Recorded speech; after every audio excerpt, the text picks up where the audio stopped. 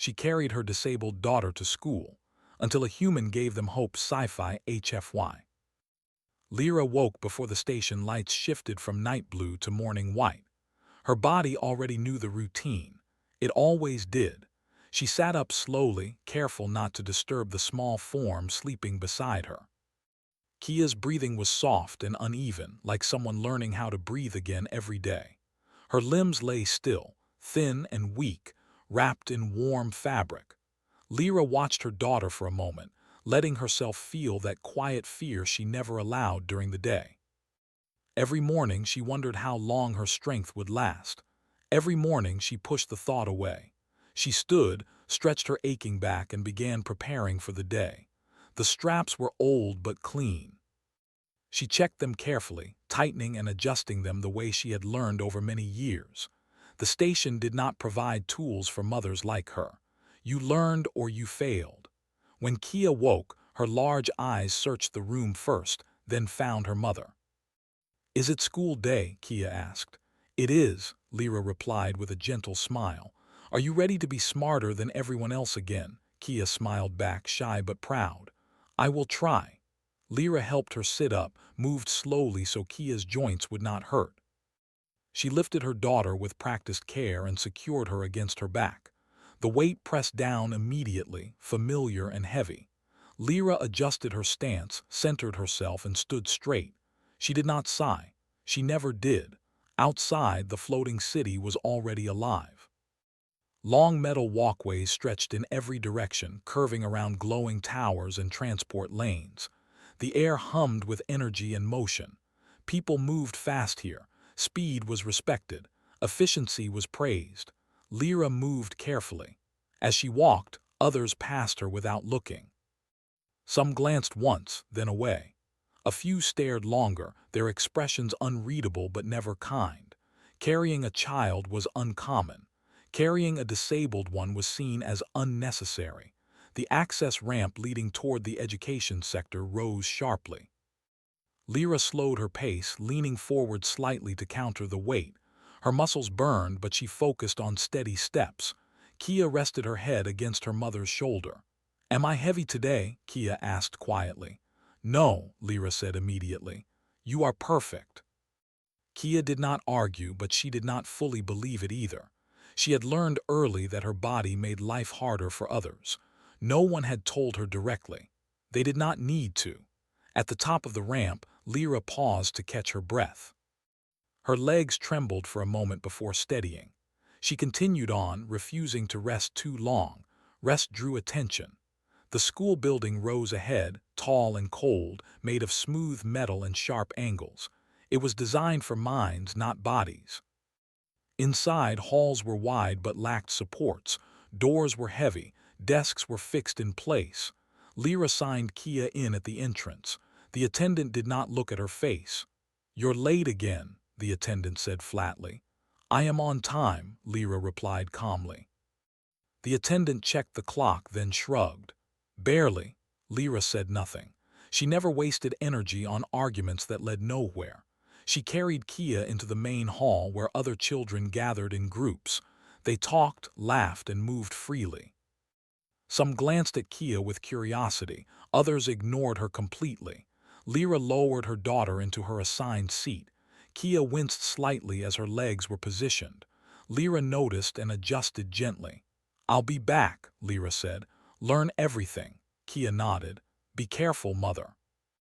Lyra turned and left before her daughter could see the tiredness in her eyes. The walk back was always harder. Without Kia's voice to distract her, the silence made the weight of her life feel heavier.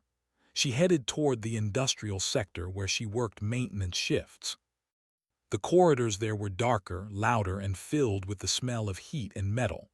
As she stepped onto another inclined walkway, her foot slipped slightly. It was nothing serious, but for a brief moment balance failed her. The world tilted. A hand caught her arm. Lyra froze. No one ever helped her. She turned slowly and saw a figure unlike the others, shorter, built differently, with a posture that seemed relaxed despite the heavy gravity. His skin tone was unfamiliar. His eyes were sharp but kind. "Easy," he said. His voice carried a strange warmth. "You're okay." Lyra straightened herself and gently pulled her arm free. "I am fine," she said automatically. "I know," the stranger replied, "but you don't have to fall to accept help." Lyra studied him cautiously. "You are human." "Yes," he said with a small smile. "That obvious. Humans are rare here. So are people who carry the impossible every day," he replied. Lyra stiffened. "You should not speak like that." "Why not?" he asked. "It's true." She turned to leave, uncomfortable. Praise was dangerous. It led to expectations.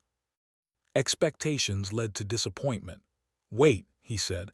"I didn't mean to offend you." She paused but did not turn. "I just wanted to ask," he continued, more carefully now. "Why hasn't anyone helped you?" The question struck harder than the weight ever had. Lyra faced him slowly. "Help is inefficient," she said, repeating words she had heard many times. "I manage." The human frowned. "Managing and surviving aren't the same thing." She did not respond. "My name is Elias," he said. "I work systems engineering. I fix things that break." "There is nothing broken about us," Lyra said sharply. Elias raised his hand slightly. "I didn't say there was, but if something makes life harder for no good reason, humans usually try to change it." Lyra laughed once, short and humorless. "This world does not change for individuals." "Then maybe that's the problem," Elias replied. For a moment neither spoke.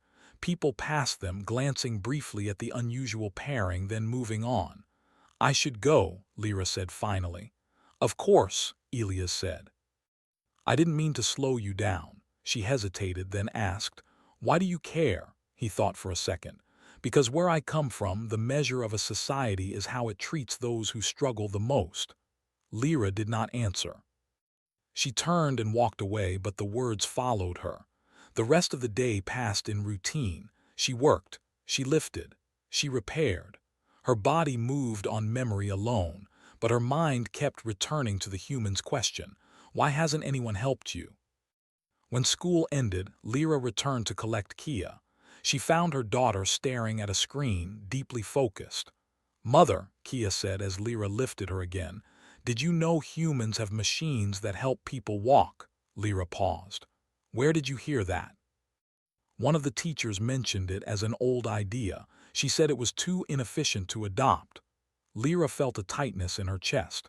"Not everything valuable is efficient," she said quietly.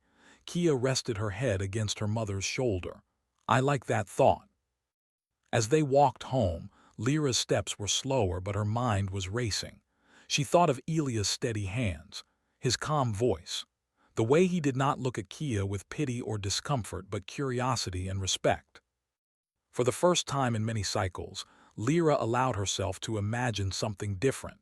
She did not know yet that this small moment, this simple question from a human, was the beginning of a change that would challenge an entire station's way of thinking. She only knew one thing. Tomorrow she would walk the same path again, but she would not walk it exactly the same way. The next morning, Lyra followed the same routine, but her thoughts were louder than her footsteps. The station lights shifted from night blue to white, and the city woke around her. Kia slept as Lyra prepared the straps, but this time Lyra's hands hesitated. She remembered the human's words. "Why hasn't anyone helped you?" She pushed the thought aside and lifted Kia onto her back. The familiar weight settled in. Her body adjusted, but her mind did not. As they walked toward the school sector, Kia spoke softly. "Mother, are humans really weak?" Lyra blinked. "Why do you ask that?" "Some students say humans cannot survive heavy gravity without machines," Kia said. "They say humans are fragile."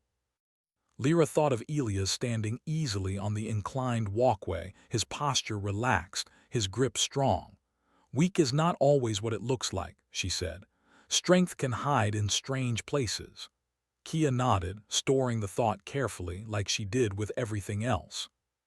They reached the ramp. Lyra leaned forward and began the climb. Halfway up, she felt the strain more sharply than usual. Her muscles burned faster. She forced herself to continue. Then she saw him. Elias stood near the top, holding a small data pad. He looked up and immediately stepped aside to clear the path, but his eyes followed her movement with quiet concern. "Good morning," he said when she reached him. Lyra slowed, then stopped. "You should not wait here." "I wasn't waiting," Elias replied honestly. "I work nearby." She did not fully believe him, but she did not call him out either. "How is your daughter?" he asked. "She is learning," Lyra said. "That is enough." Elias glanced at Kia. "Learning is never just enough, it's powerful." Kia smiled slightly, then hid her face against her mother's shoulder. "I saw the school design files last night," Elias said carefully, as if testing the ground beneath his words. "They were outdated." "That is not your concern," Lyra replied. "No," he agreed. "But it became my concern when I saw you nearly fall yesterday." Lyra's grip tightened on the straps. "I did not fall." "But you almost did," Elias said gently. "And if you had, the station would have blamed you, not the design." She said nothing. "I'm not here to tell you how to live," he continued. "I just want to understand. Does your daughter feel pain when you carry her?" Lyra hesitated. Honesty felt dangerous, but something about Elias made lying feel pointless. "Sometimes," she admitted. "I try to reduce it." Elias exhaled slowly. "That's not acceptable." "It is reality," Lyra said. "Reality can be changed," he replied. They stood in silence until Kia spoke. "Do you really fix broken things?" Elias smiled and crouched slightly so he could see her face. "Yes. Especially the things people stopped caring about." Kia studied him seriously. "Then maybe you can fix walking." Lyra inhaled sharply. "Kia." "It's all right," Elias said. "That's a big problem, but big problems are interesting." Lyra adjusted Kia and turned away. "We are late." As she walked on, she expected Elias to leave. Instead, he walked beside her, matching her pace without effort. "I won't slow you down," he said. "I promise." "You already are," Lyra replied, though there was less sharpness in her voice. After leaving Kia at school, Lyra headed toward the industrial sector. Elias followed at a respectful distance. "You do not work there," Lyra said finally. "No," Elias admitted, "but I wanted to talk." She stopped abruptly. "You should not involve yourself in this." "Why?" he asked. "Because when hope fails, it hurts more than silence," she said. Elias absorbed that. "Then let me be clear. I don't offer hope unless I can support it with work." She studied his face. There was no arrogance there, only determination. "I want to build something," he said. "Not charity, a tool." Lyra shook her head. "The station will not allow it." "They allow inefficiency every day," Elias replied. "They just don't call it that." He pulled up a small projection from his data pad. Simple lines formed the shape of a frame. "Humans use gravity-assist structures," he explained. "Not perfect, but effective. If adapted correctly, your daughter could move without pain, short distances at first." Lyra stared at the image. Her heart pounded. "If this fails—" "I will take responsibility," Elias said immediately. She turned away. "Responsibility does not undo consequences." "No," he agreed, "but doing nothing guarantees them." Lyra said nothing more. She went to work, but Elias' words stayed with her. That evening, when she returned to the school, Kia was waiting with excitement bright in her eyes. "Mother," she said, "the human came to my class." Lyra froze. "What?" "He asked questions," Kia continued. "Smart questions, about balance and force." The teacher didn't like it, but she couldn't say he was wrong. Lyra's chest tightened. "He should not interfere." "But he listened to me," Kia said softly. "No one does that." On the walk home, Kia talked more than usual about ideas, about motion, about how it might feel to stand without pain. Lyra listened, fear and hope twisting together inside her. That night, long after Kia slept, Lyra sat alone and stared at the wall. She thought of all the times she had been told to accept things as they were. All the times she had lowered her expectations to protect her heart. When the door chimed, she nearly ignored it. Elias stood outside holding a small case. "I shouldn't be here," Lyra said. "I know," Elias replied. "That's why I came quietly." She hesitated, then let him in. He opened the case and revealed a compact frame made of lightweight alloy and soft supports. It was unfinished, rough, but real. "It's a prototype," he said. "It won't let her walk freely. Not yet, but it can reduce gravity load by 30%. Lyra's hands trembled as she reached toward it. "If the station finds this, they'll see data," Elias said. "Not rebellion." Kia stirred and opened her eyes. "Is that for me?" Elias smiled. "Only if you want to try." Lyra looked at her daughter. Fear rose again, sharp and protective. Then she saw Kia's expression, not desperation but curiosity. "All right," Lyra said quietly, "but carefully." They fitted the frame gently. Elias adjusted each support, explaining every step. When Kia was finally upright, supported but not restrained, she gasped. "I don't hurt," Kia whispered. Lyra covered her mouth. Tears slipped down silently. Kia took one careful step, then another. It was slow, it was imperfect, but it was real. Elias stepped back. "This is just the beginning," he said. Lyra watched her daughter stand on her own for the first time. For the first time in her life, Lyra believed the world might change, not because it wanted to, but because a human refused to look away. The next day, the station felt different to Lyra, even though nothing had changed on the surface. The lights were the same. The corridors hummed as always. People moved with the same hurried steps, yet something had shifted inside her. Kia stood in their small room, supported by the gravity assist frame. It hugged her body gently, its soft hum steady and calm. She was not walking freely, but she was standing without pain. "I feel tall," Kia said, her voice full of wonder. Lyra knelt in front of her and checked every support again. "If anything hurts, you tell me immediately." "I will," Kia promised, "but it doesn't hurt." "It feels fair." Lyra smiled at that word, fair. She had not heard life described that way before. They left their quarters slowly. Lyra stayed close, ready to catch Kia at the slightest sign of trouble.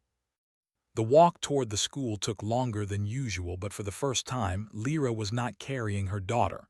Her shoulders felt strangely light. People noticed. Heads turned.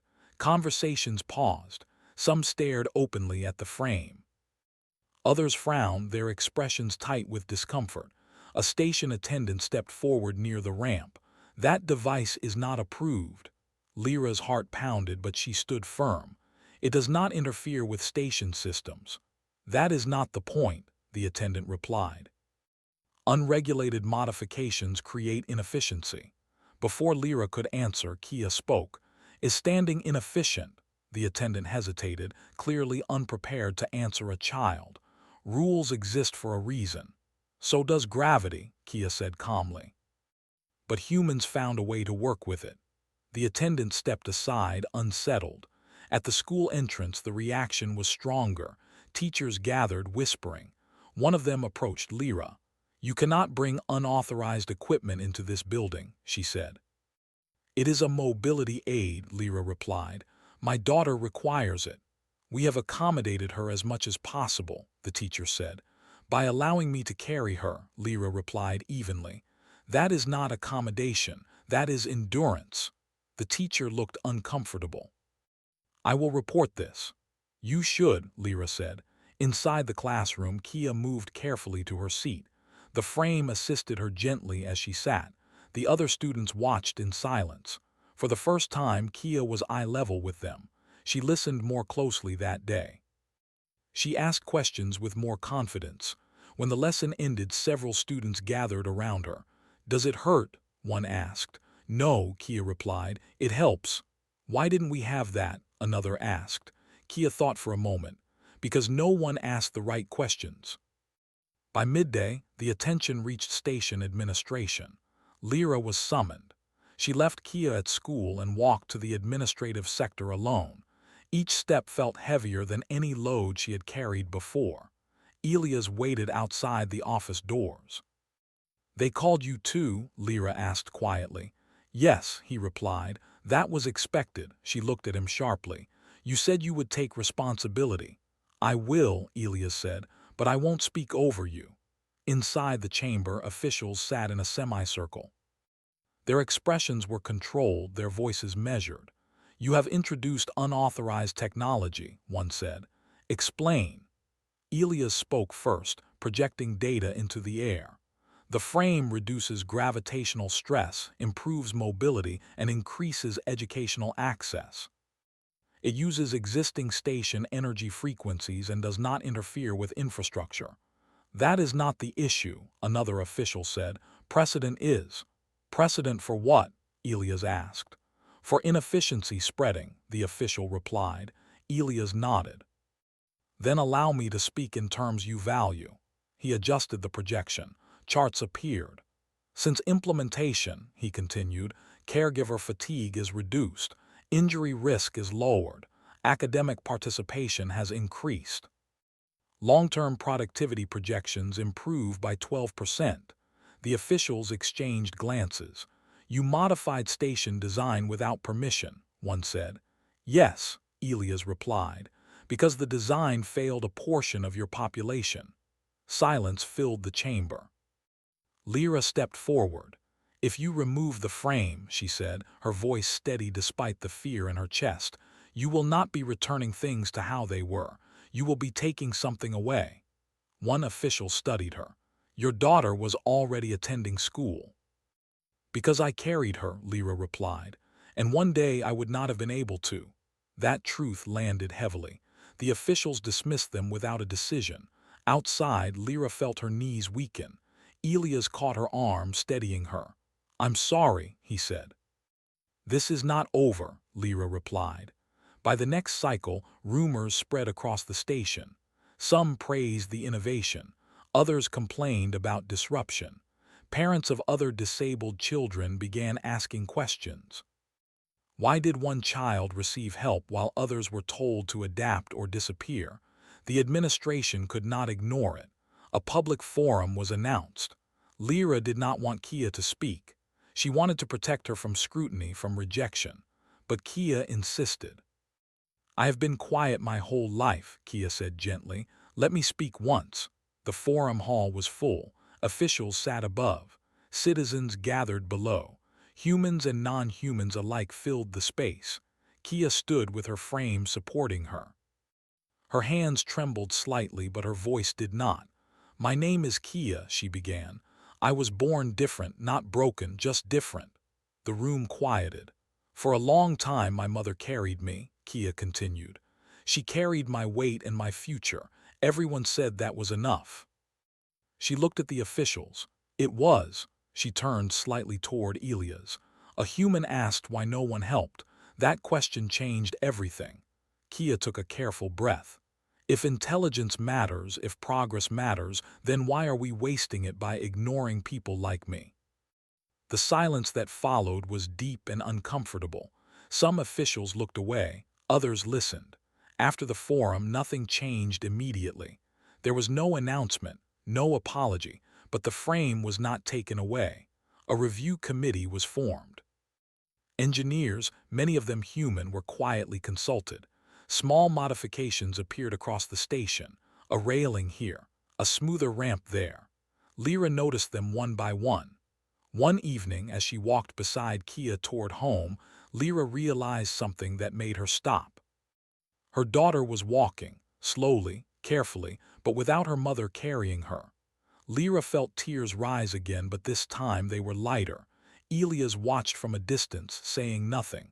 The station had not changed because it was kind. It had changed because a human made indifference impossible. Weeks passed, and the station continued its daily rhythm. But the lives of Lyra and Kia had shifted in ways that were quietly revolutionary. The gravity assist frame had become more than a tool. It was a symbol of possibility. Small changes rippled outward, unnoticed by most, but deeply felt by those who had been ignored for too long. Every morning, Lyra woke early, but now her body carried only herself. The familiar ache in her shoulders and back, the weight she had borne every day of her daughter's life, was gone. She dressed quietly, preparing for the day without the strain that had once been constant. Kia, already awake, stood near the window, adjusting her frame to her comfort. Her movements were deliberate, confident, and free of hesitation. "Good morning, Mother," Kia said. her voice carrying a joy Lyra had not heard in years. "Shall we walk together today?" Lyra smiled. "We shall." The journey to school felt different now. They moved side by side, Kia's frame humming softly as it assisted her movements. Students whispered and stared, but not with mockery. Some with curiosity, some with admiration. A few with unease, challenged by the sight of a child standing as tall as her potential demanded. When they arrived at the school entrance, the staff regarded them with polite acknowledgement rather than judgment. The frame had become a quiet fixture. Rules and regulations had been amended, or at least bent, to accommodate this new understanding. Teachers greeted Kia warmly, and for the first time, her intelligence was measured without the shadow of her disability looming over it. Inside the classroom, Kia participated eagerly, her eyes bright with excitement. She asked questions, shared ideas, and explained concepts to her classmates with clarity and confidence. Lyra watched from the doorway as other students listened intently, sometimes challenged by the logic of a mind shaped by unique perspectives. The frame allowed her to move freely, but it also allowed her to be herself, fully, without compromise. During lunch, a group of students approached Kia. "Your frame, it's amazing," one said. "How did you get it?" "My mother and a human named Elias helped," Kia replied. "It allows me to move without pain. That's all I needed." The students nodded, some thoughtfully, others excitedly, as if imagining their own possibilities. The conversation shifted to ideas about design, adaptation, and cooperation. Lyra listened from a distance, heart swelling with pride. The change was subtle, but it was real. After school, Lyra and Kia walked through the corridors of the station. The small modifications, ramps, smooth surfaces, supportive handrails, had spread quietly. The station was not perfect, but it was easier now. Easier for Kia. Easier for anyone who had been overlooked. Lyra noticed a young student struggling with a backpack on a steep ramp. She paused, offering help, and felt the familiar weight of compassion, not as a burden but as a shared experience that connected them. That evening, Lyra and Kia returned to their quarters. Elias was there, waiting with a small notebook in hand. "Progress report," he said with a smile. "Your daughter's mobility has improved by 15% since the frame was adjusted last week. The data from the pilot program is encouraging. Administrators are considering broader implementation." Lyra nodded, feeling the shift of power in those words. It was subtle but tangible. Change was no longer theoretical. It was happening. "Thank you," she said quietly, "for everything." Elias shook his head. "No thanks needed. Humans fix problems because we believe in possibility. We measure success by whether someone is left behind, not by efficiency alone." Kia looked up, eyes shining. "Humans are clever," she said. "They notice what others ignore." Days turned into weeks, and the station slowly adapted. Other children who had been overlooked were given access to mobility aids. Teachers adjusted lesson plans to accommodate different needs. Small engineering teams implemented minor changes across corridors and classrooms. The ripple effect of Elia's intervention and Lyra's persistence was growing. One afternoon, Lyra accompanied Kia to a lecture hall where students gathered to discuss advanced research. Kia presented her ideas on energy flow and gravitational manipulation, her frame supporting her but not defining her. Her voice was steady, her confidence apparent. The other students listened and engaged with respect, asking questions and debating concepts. After the lecture, a professor approached Lyra. "Your daughter, she has remarkable insight," he said. "And her mobility device, it has inspired broader thinking in our engineering teams.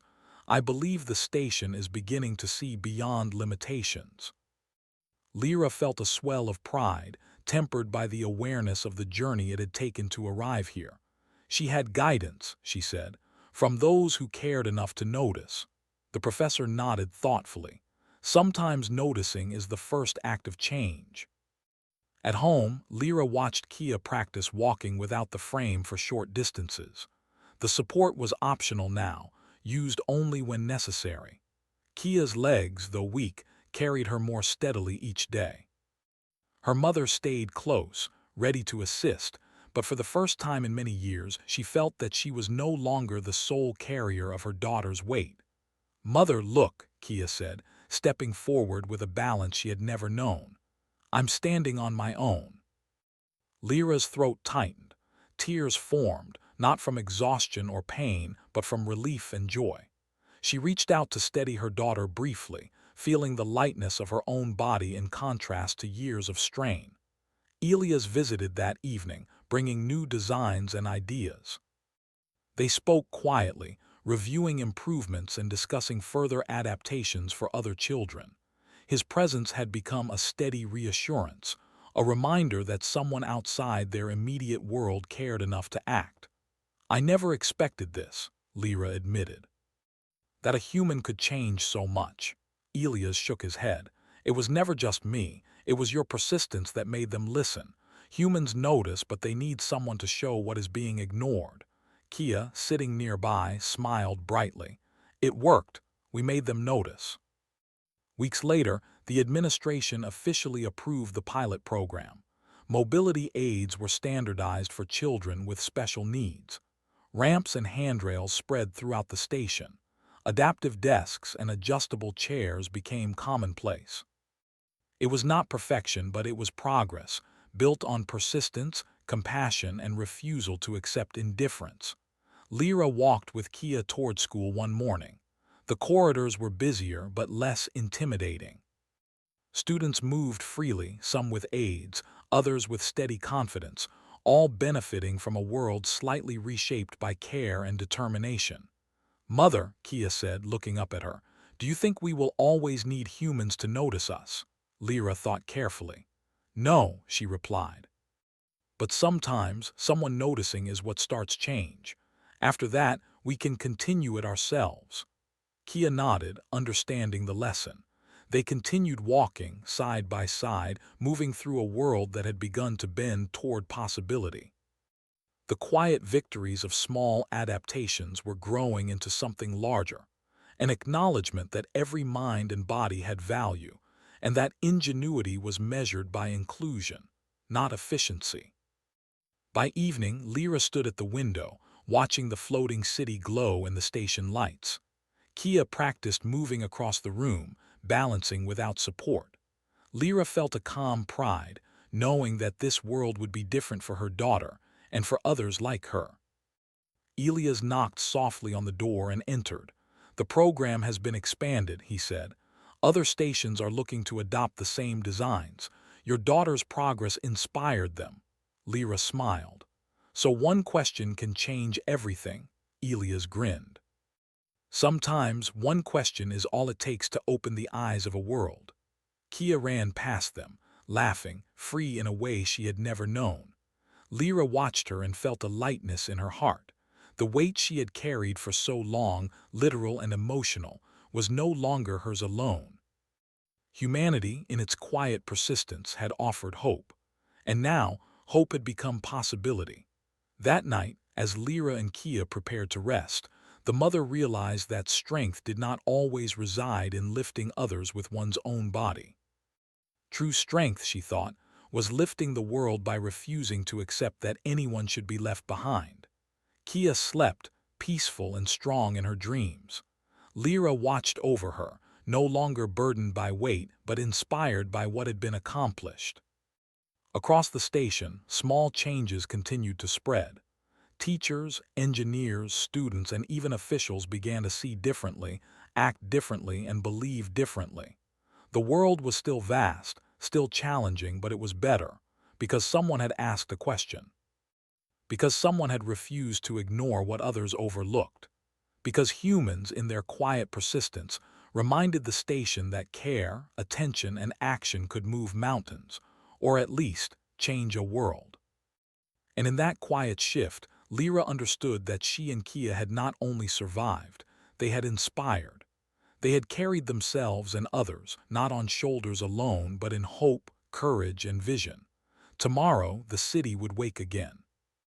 The corridors would hum, the gravity would press, and the routines would continue. But now, every step Kia took was a testament to a truth the station had slowly learned. Leaving no one behind was not weakness, it was strength. And in that strength, humanity thrived.